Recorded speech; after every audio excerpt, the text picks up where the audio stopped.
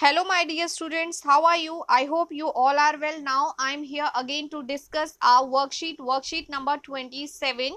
Today's subject is social science, and today's topic is weather and climate. Here, weather and climate, that is very interesting topic, very enjoyable topic. Now, we are discuss our today's topic, weather and climate.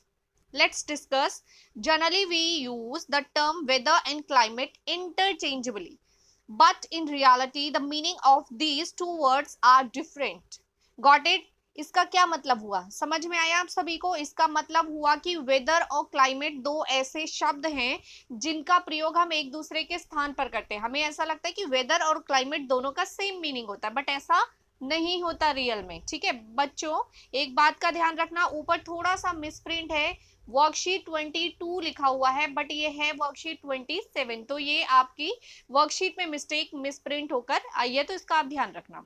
ठीक है, तो हम लोग क्या करते हैं, generally weather और climate दोनों को मिक्स कर देते हैं. क्लाइमेट और वेदर, कई लोग कंफ्यूज रहते हैं, उनको लगता है वेदर और क्लाइमेट दोनों सेम होता है, बट एक्चुअल में ऐसा नहीं होता है. वेदर और क्लाइमेट अपने आप में दोनों ही सेपरेट हैं और दोनों ही अलग अलग हैं. दोनों का मीनिंग अलग अलग होता है. कैसे? Now let's discuss whether and climate. तो वेदर क्या है और क्लाइमेट क्या है, अब हम इसको समझेंगे. Weather, the state of atmosphere over an area at any given point of time is called weather. What is the meaning of this sentence? The state atmosphere, the state of atmosphere, atmosphere होता है वातावरण. ठीक है, the state of atmosphere over an area, यानी कि किसी एक area का जो एटमॉस्फेयर होता है at any given point of time, किसी एक पर्टिकुलर टाइम में, इज कॉल्ड वेदर, वो वहां का वेदर कहलाता है. ठीक है, यानी कि एक स्थान पर, एक समय सीमा पर जो वहां का वातावरण होता है उसी को वहां का वेदर कहा जाता है. एटमॉस्फेयर का जो भी एनवायरमेंट में होता है इफेक्ट, उसे ही वेदर वहां का कहा जाता है, जबकि क्लाइमेट इससे बिल्कुल अलग होता है. The sum of total weather conditions, क्या बोल रहा है ये? द सम, सम मतलब होता है जोड़. द टोटल वेदर कंडीशन, जितने भी तरह के वेदर रहे उनका जोड़. एंड वेरिएशंस, वेरिएशंस मतलब जो जो बदलाव आए हैं, ओवर अ लार्ज एरिया, एक लंबे से एरिया, मतलब बहुत बड़ी जगह की बात हो रही है, जैसे पूरा एक देश. वेदर में मतलब जैसे एक कॉलोनी की बात हो रही है. ठीक है, एक छोटी सी कॉलोनी की बात हो रही है, लेकिन क्लाइमेट में किसकी बात हो रही है? एक पूरे देश की बात हो रही है. ठीक है, तो लार्ज लार्ज एरिया मीन्स बहुत बड़ा एरिया, यानी कि भू क्षेत्र, बहुत बड़ा सा भू क्षेत्र, यानी कि जैसे कोई देश. ठीक है, या कई देशों का समूह. For a long period of time, एक लंबे समय सीमा तक, मोर देन 30 ईयर्स, लगभग 30 साल तक, इज कॉल्ड क्लाइमेट. अच्छा, अब मैं आपको एक एग्जांपल देती हूँ, आई थिंक तब आपको बहुत इजीली समझ में आ जाएगा. ठीक है, क्लाइमेट का मतलब होता है, हम बात करते हैं कि इंडिया का क्लाइमेट मॉडरेट है. ठीक है, इंडियन क्लाइमेट इज मॉडरेट, हमारे भारत का क्लाइमेट जो है वो मॉडरेट है, मध्यम है, ना बहुत ठंडा है ना बहुत गर्म है, मिक्स है. ठीक है, तो ये होता है, पूरे भारत की बात हो रही है. इसमें आपने देखा पूरे भारत में कई तरह की एरियाज आ गए. यहाँ पे पूरे भारत की बात की है तो भारत एक बड़ा एरिया है. ठीक है, और पूरे क्षेत्र की बात की जा रही है और पूरे साल की बात की जा रही है. पूरे क्षेत्र की यानी पूरे भारत की और पूरे साल की बात की जा रही है, उसको क्लाइमेट बोलेंगे. और वेदर किसको बोलेंगे? वेदर भारत के अंदर दिल्ली है, दिल्ली के अंदर भी बहुत सारे छोटे छोटे कॉलोनीज है ना. आप किसी एक पर्टिकुलर कॉलोनी में रहते होंगे, तो जिस कॉलोनी में आप रहते हैं उस कॉलोनी का टेम्परेचर, ये भी तो हो सकता है कि जिस जगह पे आप रहते हो आपसे 10 किलोमीटर की दूरी पे बारिश हो रही हो और आपके घर में गर्मी हो रही हो. होता है ना ऐसा कि हम जहाँ पे रह रहे हैं वहां पर क्या होता है, गर्मी हो रही है बहुत ज्यादा, और दिल्ली में किसी जगह पे उसी समय में बारिश हो रही है, और किसी जगह पे बिल्कुल बारिश नहीं हो रही है, किसी जगह पे धूप निकली हुई है. तो एक ही शहर के अंदर अलग अलग जगहों पे एक दिन का जो तापमान है वो अलग अलग हो जाता है ना, बदल जाता है. कहीं पे बारिश हो रही है, कहीं पे गर्मी हो रही है, कहीं पे धूप निकली हुई है. तो इस तरह का परिवर्तन एक जगह, उसको वेदर कहते हैं. वेदर मतलब छोटे छोटे एरियाज में, यानी कि वेदर जो होता है वो कई बार चेंजेस होते रहते हैं, दिन भर में ही कई बार बदल जाता है. पर क्लाइमेट पूरे देश की बात हो रही है और एक लंबे समय की बात हो रही है. तो ये डिफरेंस है वेदर एंड क्लाइमेट में. सेकेंड पॉइंट देखते हैं, weather, it is calculated or referred for small area, a town or a village or a locality. ठीक है, समझ में आया? यही बात मैंने आपको समझाई. इट इज कैलकुलेटेड, जो वेदर कहाँ की कैलकुलेशन की बताता है? स्मॉल एरियाज, यानी वेदर कैलकुलेट करता है स्मॉल एरियाज का जो कंडीशन है, एटमॉस्फेयर है, उसकी बात करता है वेदर. यानी कि टाउन मतलब एक छोटा सा शहर हो गया, एक गांव हो गया, एक लोकेलिटी हो गई, उसकी बात करता है वेदर. ठीक है। एंड क्लाइमेट क्या होता है, it is calculated referred for a, इसमें क्या होता है, लार्ज एरिया की बात हो रही है, अ कंट्री और मैनी कंट्रीज, यानी कि एक देश या कई देशों का जो समूह होता है उसकी बात की जाती है इसमें। थर्ड पॉइंट देख लेते हैं, इट में fluctuate very often even with in a day, it's very important, ये थर्ड पॉइंट बहुत इंपॉर्टेंट है। इट में फ्लैक्चुएट, फ्लैक्चुएट मतलब होता है बदलते रहना, ठीक है। इट में fluctuate very often, often even with in a day, यानी कि पूरे दिन में, एक दिन में भी कई बार हमारा जो वेदर होता है कई बार चेंज हो जाता है। जैसे आप देखते हो ना, सुबह बहुत तेज धूप थी, दोपहर तक पहुंचते पहुंचते बादल आ गए बहुत ज्यादा, फिर शाम तक बारिश भी शुरू हो गई, और रात को कैसा हुआ, ठंडा मौसम हो गया। तो एक दिन में कई सारे परिवर्तन आ गए ना हमारे वेदर में, तो ये एक दिन में भी कई बार बदल जाता है। पर क्लाइमेट ऐसा नहीं होता, क्लाइमेट को बदलने में 10 साल 20 साल लगते हैं, ठीक है। It remains same for over a long period of time, जो क्लाइमेट होता है वो बहुत लंबे समय तक सेम रहता है, वो उसमें परिवर्तन नहीं आता, उसमें परिवर्तन आने के लिए 10 15 20 25 साल लगते हैं। समझ गए? मैं एक एग्जांपल देती हूँ आपको, शायद ज्यादा बेहतर तरीके से समझ में आ जाए। वेदर तो आप समझ गए ना, दिन भर में जो बदलता रहता है, कभी बारिश कभी बरसात, सॉरी कभी बारिश कभी गर्मी कभी धूप, ये वेदर होता है। क्लाइमेट क्या होता है, जैसे क्लाइमेट का मतलब होता है हमारे देश में सर्दी हो रही है, तो हमारे देश में सर्दी ही हो रही है। ऐसा है कि जनवरी में हमारे देश में सर्दी होती है तो जनवरी में किसी महीने, इस साल गर्मी हो गई अगले साल सर्दी हो गई, ऐसा होता है? नहीं होता ना। जनवरी में अगर सर्दी है तो जब से आप पैदा हुए आप यही देख रहे हैं ना, जनवरी में सर्दी ही होती है। कभी ऐसा हुआ है कि जनवरी में सर्दी ना हो, जनवरी की सर्दी मार्च में शिफ्ट हो जाए? ऐसा नहीं है, वो क्लाइमेट होता है, ठीक है। क्यों? क्योंकि वो हमारे देश का, हमें पता है कि इस मौसम में ऐसा वेदर रहेगा, वो पूरे वर्षों से चल रहा है, बहुत सालों से चल रहा है। तो ये डिफरेंस है क्लाइमेट और वेदर में। नेक्स्ट देख लेते हैं 4 point example, even in a day we can have sunny और स्टॉर्मी और इवन रेनी कंडीशंस, मतलब एक दिन में ही सनी मतलब बादल आ जाते हैं, सॉरी सनी यानी कि धूप निकल जाती है, स्ट्रोमी फिर तूफान टाइप के बादल, आधी तूफान आ जाता है, एंड इवन रेनी कंडीशन, और फिर बारिश भी शुरू हो जाती है। तो एक ही दिन में वेदर इस तरीके से फ्लक्चुएट करता है। और climate, the climate of India is of monsoon type, हमारे जो इंडिया का क्लाइमेट है वो कैसा है, मॉनसून टाइप का है, और वो बहुत सालों से ऐसा ही है। आगे देख लेते हैं, elements of both weather and climate, weather और क्लाइमेट दोनों के जो एलिमेंट्स होते हैं वो सेम होते हैं, ठीक है। दोनों के एलिमेंट्स सेम होते हैं। क्या होते हैं? Temperature, atmospheric pressure, wind, humidity and rainfall, ठीक है। टेम्परेचर मीन्स तापमान, एटमॉस्फेरिक प्रेशर मतलब होता है वायु दाब, और विंड मीन्स होती है हवा, ह्यूमिडिटी मीन्स होती है आर्द्रता, और रेनफॉल मीन्स होती है वर्षा, ठीक है। ह्यूमिडिटी का थोड़ा सा कंफ्यूजन रहता है बच्चों को कि ह्यूमिडिटी होती क्या एक्चुअल में।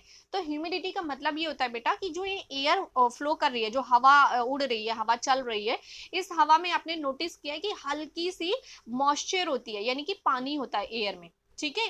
वही पानी, एयर में जो मॉइस्चर होता है, अगर उसकी मात्रा बढ़ जाए, यानी एयर में जो पानी है उसकी मात्रा बढ़ जाए, तो हम कहते हैं मोर ह्यूमिडिटी, यानी कि ज्यादा ह्यूमिड वेदर हो गया। पानी मतलब एयर में मॉइस्चर बढ़ने की वजह से क्या होगा, उमस वाली गर्मी देखते हो ना आप, वो हो जाती है। तो ह्यूमिडिटी का मतलब ये होता है एयर में मॉइस्चर की अमाउंट, कि एयर में कितना मॉइस्चर है, एयर में जितना ज्यादा मॉइस्चर होगा उतनी ज्यादा ह्यूमिडिटी होगी, एयर में जितना कम मॉइस्चर होगा उतनी कम ह्यूमिडिटी होगी। आगे देख लेते हैं, फैक्टर्स अफेक्टिंग क्लाइमेट, वो कौन से फैक्टर हैं जो हमारे क्लाइमेट को अफेक्ट करते हैं, यानी कि ऐसे कौन कौन से कारक हैं जो हमारे क्लाइमेट के ऊपर प्रभाव डालते हैं, ठीक है। पहला देख लेते हैं लैटिट्यूड, लैटिट्यूड हिंदी में अक्षांश बोलते हैं, पढ़ा होगा आप सभी बच्चों ने। तो अक्षांश यानी कि लैटिट्यूड, इसका क्या इफेक्ट होता है। ग्लोब सभी बच्चों ने देखा हुआ है, ग्लोब देखा हुआ है सभी बच्चों ने। अच्छा, ग्लोब में देखा हुआ, सेंटर में बीचों बीच एक लाइन बनी होती है, और सबसे ऊपर टॉप पे एक छोटा सा हम ओ लिखते हैं, जीरो लिखते हैं, नीचे भी हम छोटा सा ओ लिखते हैं, जीरो लिखते हैं, हम बोलते हैं ना साउथ पोल नॉर्थ पोल, है ना। तो वही ये अक्षांश लाइन कैसे इफेक्ट करती है, साउथ पोल और नॉर्थ पोल क्या होते हैं, अगर आपको ये चीजें समझ में आ गई होंगी तो ये वाला पॉइंट बहुत आसानी से समझ में आ जाएगा। Latitude, on moving from equator to poles, equator line कहाँ होती है, सेंटर में होती है, बीचों बीच, कहाँ होती है, बीचों बीच। और बीच वाली लाइन से एक तो या तो ऊपर जाओ या नीचे जाओ। तो आपको ये याद रखना है कि अगर बीच वाली लाइन से मतलब जो ग्लोब के सेंटर वाला पार्ट है, अभी जब हम मैप करेंगे तो आपको ज्यादा अच्छा समझ में आएगा। तो ग्लोब के अगर ऊपर वाले हिस्से में जाओगे, है ना, तो क्या होगा, ऊपर जो पोल वाला हिस्सा होता है और जो नीचे पोल वाला हिस्सा होता है, वहां पर सूर्य की किरणें तिरछी पड़ती हैं, कुछ जगहों पे ना के बराबर पड़ती हैं। इसलिए ऊपर, पृथ्वी के ऊपर और नीचे वाला जो पोल वाला हिस्सा होता है वो कैसा होता है, ठंडा होता है, बहुत ज्यादा ठंडा होता है। और जो सेंटर इक्वेटर लाइन होती है वो कैसी होती है, वहां पे सूरज की सीधी किरणें पड़ती है, जिसकी वजह से वहां पे गर्मी होती है। ठीक है, तो जैसे जैसे आप इक्वेटर लाइन के ऊपर पोल्स की तरफ बढ़ेंगे वैसे वैसे आपको ठंडा वेदर मिलेगा। ऐसे ही इक्वेटर से नीचे पोल की तरफ बढ़ेंगे तब भी आपको ठंडा वेदर मिलेगा, और जितना बीच की तरफ जाएंगे उतना गर्म। तो on moving from equator to poles, जब भी आप इक्वेटर से पोल की तरफ आगे बढ़ेंगे, the amount of insolation decreases, hence the temperature also decreases।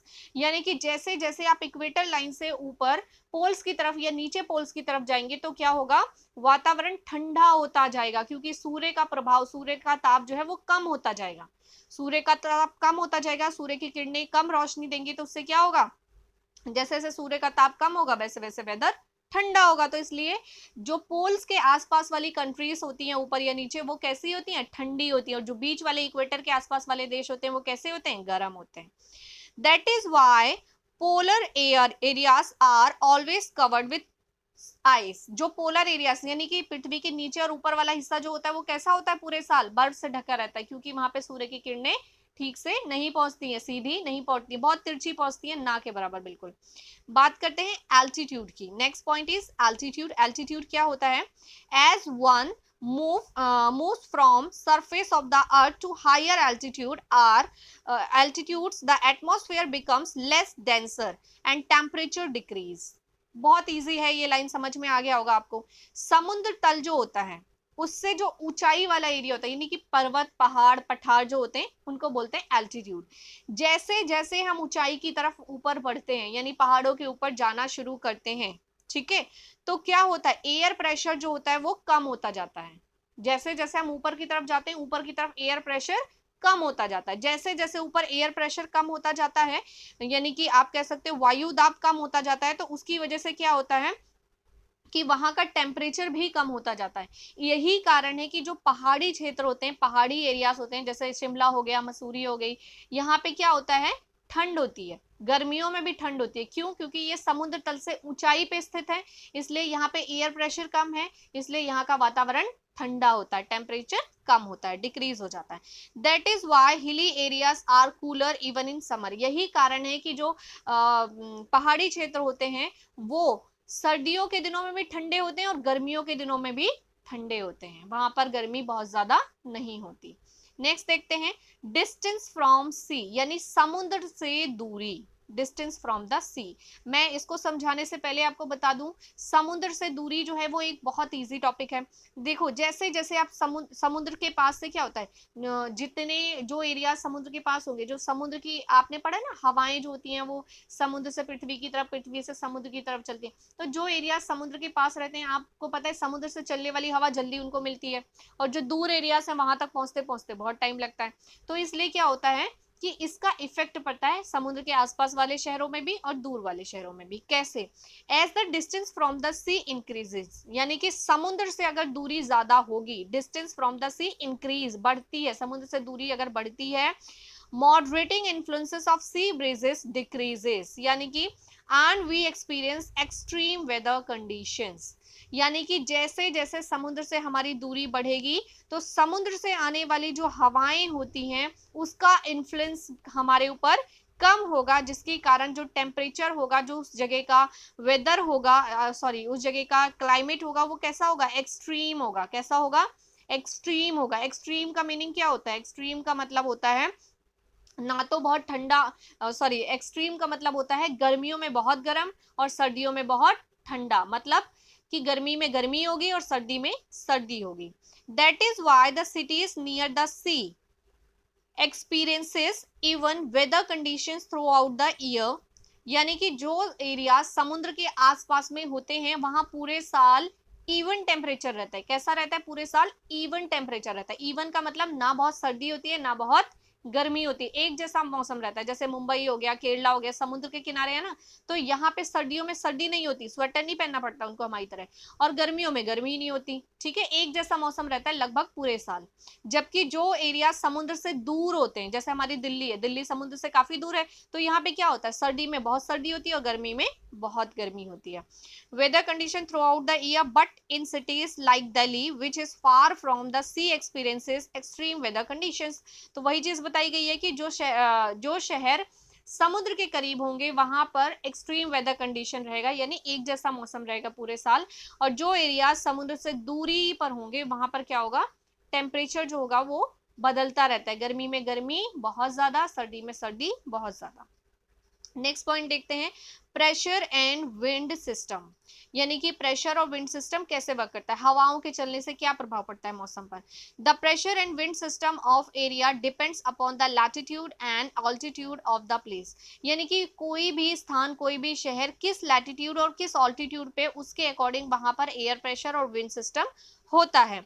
Higher the temperature lower will be the pressure and vice versa, मतलब ये होता है कि हाइयर द टेम्परेचर, जितना ज्यादा टेम्परेचर होगा lower will be the pressure, यानी कि वहां पे एयर प्रेशर उतना कम होगा। ऐसे ही जितना कम टेम्परेचर होगा एयर प्रेशर उतना ज्यादा होगा। ऐसा क्यों होता है, उसका एक कारण है, मैं आपको बता रही हूँ। उसका कारण ये है कि जब तेज धूप निकलती है तो क्या होता है, गर्मी होगी, गर्मी होगी तो हवा जो होती है, हवा में मॉइस्चर होता है, अभी मैंने बताया था ना हवा में मॉइस्चर पानी होता है, तो गर्मी होगी तो क्या होगा, एयर में जो मॉइस्चर होता है, पानी होता है, वो उड़ जाता है, ठीक है, कम हो जाता है। तो जब एयर मॉइस्चर कम हो जाता है तो क्या होता है, हवा हल्की हो जाती है, और हल्की हवा जो होती है ऊपर की तरफ उड़ जाती है, ठीक है, ऊपर की तरफ चलने लगती है, इसलिए एयर प्रेशर कम होता है। यानी कि अगर गर्मी ज्यादा होगी तो एयर प्रेशर कम होगा, और सर्दी होगी तो इसका उल्टा होगा। जब सर्दी होती है तो एयर में मॉइस्चर बढ़ जाता है, यानी हवा जो होती है ठंडी होती है ना, भारी हो जाती है हवा, हवा में मॉइस्चर बढ़ जाएगा, हवा भारी हो जाएगी, हवा भारी हो जाएगी तो उसका एयर प्रेशर नीचे की तरफ रहेगा। तो आपको ये याद रखना है कि ठंडी हवा जो होती है वो भारी होती है और नीचे की तरफ चलती है, और गर्म हवा जो होती है वो हल्की होती है और ऊपर की तरफ चलती है। तो इसीलिए ये प्रेशर वर्क करता है।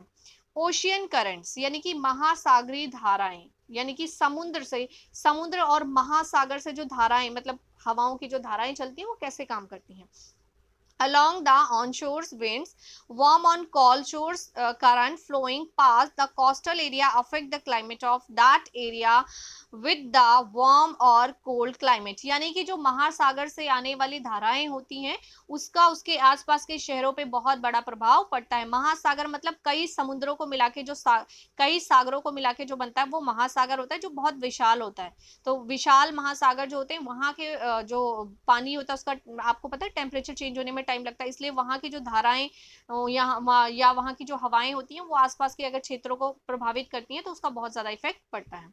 उसके बाद है रिलीफ फीचर्स। रिलीफ फीचर्स कौन कौन से होते हैं, mountain, plateau and plains. Mountain means पर्वत होते हैं, प्लेट्यूज मीन्स पहाड़ होते हैं, और प्लेन मतलब होता है जो समतल भूमि होती है, ठीक है। High mountains act as barriers for cold and hot winds and also cause precipitation if they are high enough and lie in the rain bearing winds। इसका मतलब क्या होता है, जो बड़े बड़े माउंटेन्स या पर्वत होते हैं एक्ट्स ऑफ बैरियर, बैरियर मतलब होता है आप कह सकते हो जैसे बैरिकेटिंग लगाते हैं ना किसी चीज को रोकने के लिए, ऐसे जो बड़े बड़े माउंटेन होते हैं वो हवाओं को रोकने के लिए बैरिकेटिंग लगा देते हैं। आप कह सकते हो जब बड़े बड़े पर्वत होंगे तो जो हवाएं आती है पर्वत से टकरा गई, वो आगे तो जा नहीं पा रही है ना, आगे तो पहाड़ है, तो जा नहीं पा रही है, तो टकरा के वापस आने लगती है। तो जब वो वापस आने लगती है तो प्रेसिपिटेशन होता है। प्रेसिपिटेशन मतलब होता है हवा में जो मॉइस्चर होता है ना, जब वो मॉइस्चर गर्म होता है तो एयर में मिक्स होता है, जब वो मॉइस्चर ठंडा हो जाता है, मतलब पहाड़ों से टकरा के जब वापस आने लगता है तो मॉइस्चर ठंडा हो जाता है, बादल बन जाता है,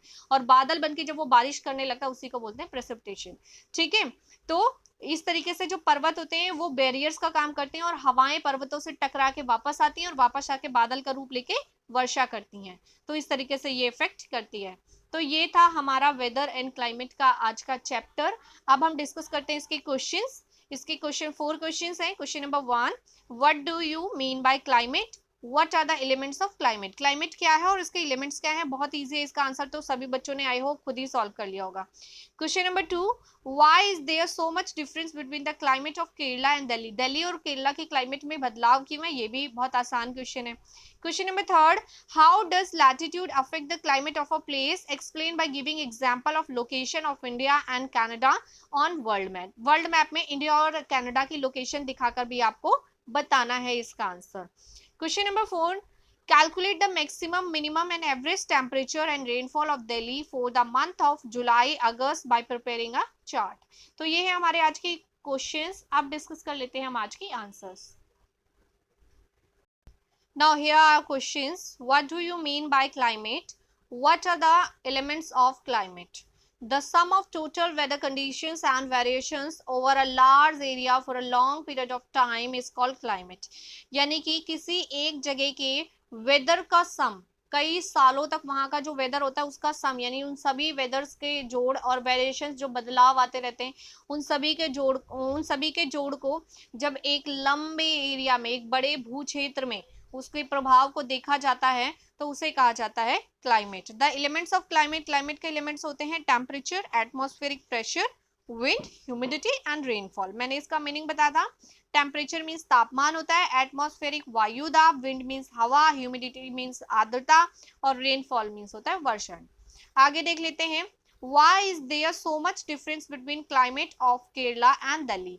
दिल्ली और केरला के क्लाइमेट में इतना फर्क क्यों होता है? As the distance from the sea increases, जैसे जैसे समुद्र से दूरी बढ़ती है, moderating influences of sea breezes decreases and we experience extreme weather conditions. समुद्र से आने वाली जो हवाएं होती हैं उनका प्रभाव कम होता जाता है, जिसके कारण एक्सट्रीम वेदर कंडीशंस होते हैं। एक्सट्रीम वेदर कंडीशन अभी मैंने आपको बताया था चैप्टर में। एक्सट्रीम वेदर कंडीशंस का मतलब होता है गर्मी में बहुत गर्मी, सर्दी में बहुत सर्दी। That is why the cities near the sea like Kerala experience even weather conditions throughout the year. इसीलिए जो शहर जैसे कि केरला जो समुद्र के किनारे है वहां पूरे साल लगभग एक जैसा मौसम रहता है, but in cities like Delhi which is far from the sea experience extreme weather condition. जबकि दिल्ली समुद्र से बहुत दूर है इसलिए यहाँ एक्सट्रीम वेदर कंडीशन है। तो इसमें मैंने आपको क्या बताया कि जो क्षेत्र समुद्र के पास में पाए जाते हैं वहां पर पूरे साल एक जैसा मौसम रहता है, यानी सर्दी में सर्दी नहीं होती, गर्मी में गर्मी नहीं होती, पूरे साल एक जैसा मौसम रहता है। और जो क्षेत्र समुद्र से दूर होते हैं वहां पर एक्सट्रीम वेदर कंडीशंस होते हैं, यानी कि गर्मी में बहुत गर्मी और सर्दी में बहुत सर्दी। Question number 3, how does latitude affect the climate of a place? Latitude जो है वो किस तरीके से अफेक्ट करता है किसी भी जगह के क्लाइमेट को? Explain by giving example of a location of India and Canada on world map. साथ ही वर्ल्ड मैप पे आपको इंडिया और कनाडा की लोकेशन दिखा के भी बतानी है कि ऐसा क्यों होता है। देखो answer number 3 is latitude are the major factor affecting the climate. Latitude एक बहुत बड़ा फैक्टर है हमारे क्लाइमेट को अफेक्ट करने के लिए। The sun shine directly above the equator, जो सूरज है वो हमारे बिल्कुल इक्वेटर के ऊपर होता है। So the maximum temperature remains there while the maximum temperature, इसलिए जो आप कह सकते हो इक्वेटर के पास वाला एरिया वहां का टेम्परेचर कैसा होता है, मैक्सिमम मतलब ज्यादा होता है। Remains there while the temperature decreases as we move away from the equator। और जैसे जैसे हम इक्वेटर से दूर जाते हैं यानी पोल्स की तरफ बढ़ते हैं वैसे वैसे क्या होता है, सूरज की जो ताप होता है उसका प्रभाव कम होने लगता है, तो एनवायरमेंट कैसा होता है, वातावरण कैसा हो जाता है, ठंडा हो जाता है। India is at a moderate distance to the equator. Bharat जो है वो इक्वेटर से मॉडरेट डिस्टेंस पे है। So the temperature here is moderate, इसलिए यहाँ का जो टेम्परेचर है वो कैसा है, मॉडरेट है। While Canada is far from the equator, जबकि कनाडा जो है इक्वेटर से दूर है। So the temperature is always low there, तो इसलिए टेम्परेचर यहाँ का कैसा रहता है, लो रहता है, यानी कि यहाँ पर सर्दी होती है। अब देखो वर्ल्ड मैप पे आपको इसका लोकेशन दिखाना है, तो मैं आपको बता देती हूँ कि वर्ल्ड मैप पे इसका लोकेशन आप देख सकते हो यहाँ से।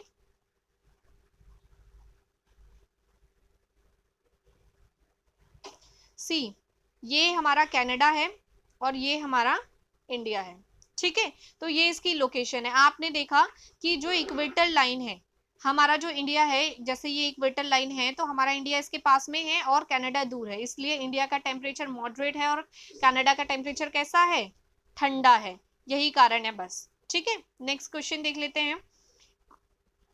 Calculate the maximum and minimum average temperature and rainfall of Delhi for the month of July and August by preparing a chart। तो the maximum and minimum and average temperature and rainfall of Delhi for the month of July and August क्या है देख लेते हैं। आपको दिल्ली का जुलाई अगस्त का temperature यानी तापमान और वर्षा का चार्ट बनाना है। तो see this is your chart. Rain आपको दे रखा है, ये जो नीचे मैंने मेंशन किया है जुलाई और अगस्त की रेन है, ठीक है। और इधर देखो आपका जो रेड कलर से डिस्क्राइब किया गया है ये आपका टेम्परेचर है, तो टेम्परेचर किस तरीके से फ्लक्चुएट कर रहा है, ऊपर नीचे जा रहा था, ठीक है। और ये है हमारी रेन जो कम और ज्यादा हो रही थी। तो ये है आपका चार्ट, आप यहाँ से स्क्रीनशॉट लेके लिख सकते हो। तो ये थे हमारे आज के चारों क्वेश्चंस। आप चाहो तो स्क्रीनशॉट लेके इनके आंसर्स यहाँ से लिख सकते हो, या आप चाहो तो हमारे टेलीग्राम चैनल को ज्वाइन करके वहां से भी आंसर्स ले सकते हो।